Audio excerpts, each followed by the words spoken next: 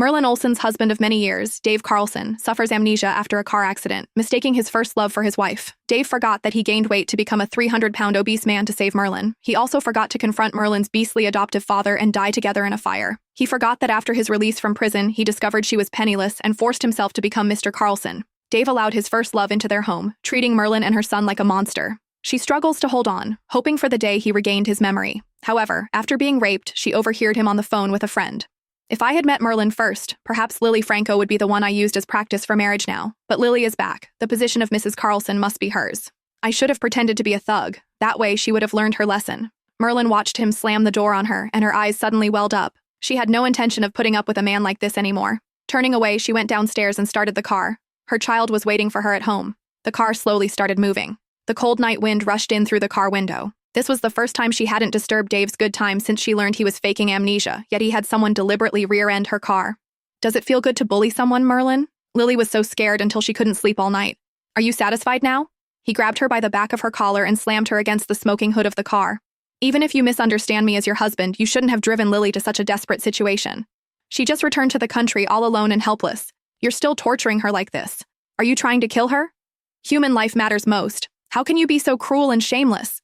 The hood of the car sizzled against her cheek, but Merlin seemed oblivious to the pain. Who had been the one being mocked from beginning to end? And who was being intimidated now? Was she just supposed to obediently wait to die, without even the right to fight back? At this moment, Merlin finally answered her grandmother's question in her heart. Because Dave no longer loved her. He had risked his life to donate bone marrow for her, served time in jail, and even gone to sea.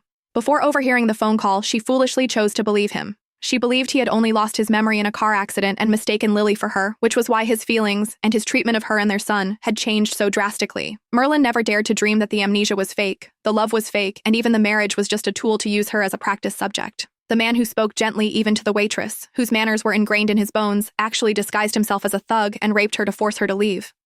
Thinking you're my husband. That's right. All these years it was just wishful thinking on her part, just a pathetic joke. She laughed, but unlike her usual gentle laughter, it revealed a calmer and more clear-headed side. Stop pretending to have amnesia, Dave. It's pointless. I'll only ask one question.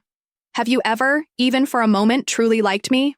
Dave showed no embarrassment at being exposed, nor did he try to distance himself from her as before. Instead, he smiled slightly, carefree and unrestrained, indescribably handsome. In all these years, she had never seen him smile with such youthful energy, while Lily, with just her appearance, effortlessly possessed a tenderness she could never attain in her entire life. Her eyes instantly reddened, and she hastily lowered her head, burying her tears in her clothes.